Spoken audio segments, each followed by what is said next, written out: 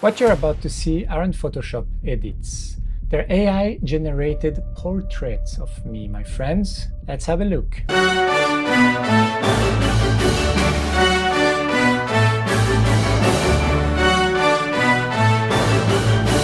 And I trained the model myself in just a few minutes and for less than $2. Welcome back to the Arashi Show.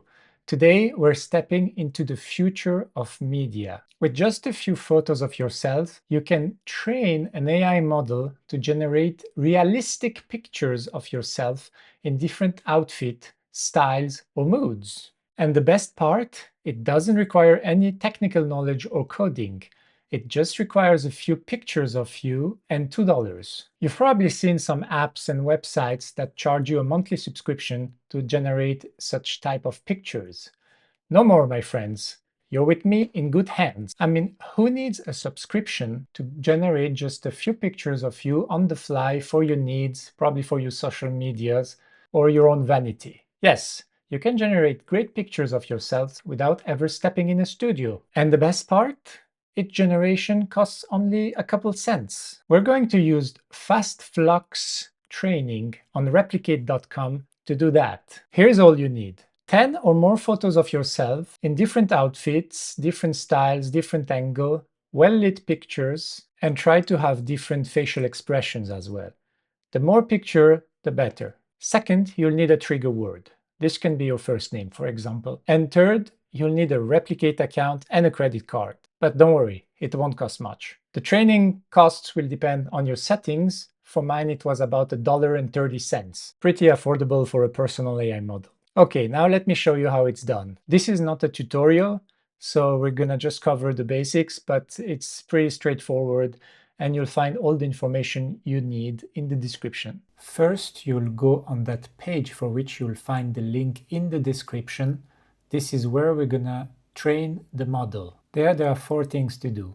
First, you'll pick a destination where you'll create a new model and possibly set it as private, so people cannot access your model with your pictures. A second, you're gonna insert a zip file with all your training image, so all the pictures of yourselves, and you're gonna pick a trigger word, for example, your first name. Also, you'll pick the LoRa type, which will be subject. We'll leave the training steps as they are and leave the seed empty. Once this is all done, you can click Create Training and it will start training your model. Once your model is ready after a couple of minutes, you can find it in your dashboard Models, and you'll find it under the name you gave it before. Once you're in your model, the most important element is the prompt. So make sure to include your trigger word. The rest of the items are optional. You can leave them as they are. You can change the aspect ratio.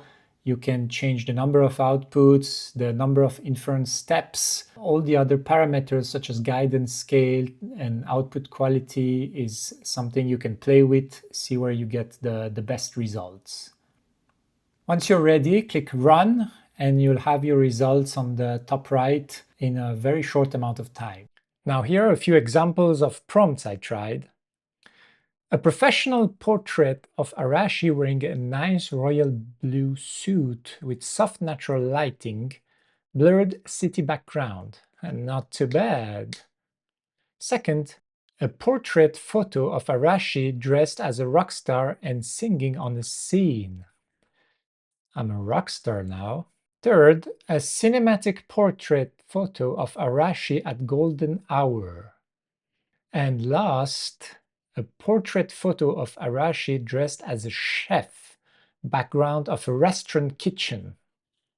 As you can see, you're not editing old pictures. You're creating brand new images using AI. Each generation of an image cost me about 1 to 2 cents, depending on the parameters. Pretty affordable, if you ask me.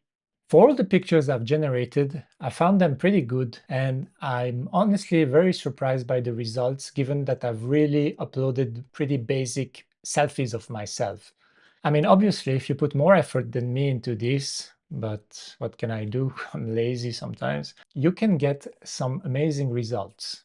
This is perfect if you want to create YouTube thumbnails or profile pictures for your social medias. I see a lot of these pictures on platforms like LinkedIn. For best results, you also have to try tweaking the different parameters, such as mainly inference steps, guidance scale, and LoRa scale. And it can really give sometimes really wild results. Look at those pictures. So my advice would be to really experiment with the images you upload. Like try to have really great pictures in different pose, different angles, different outfits, and different facial expressions. Keep experimenting with the settings until there are some settings that you find you like, and write them down because you won't remember them.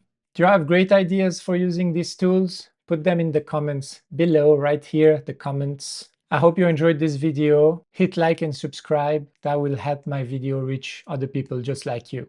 See you next time.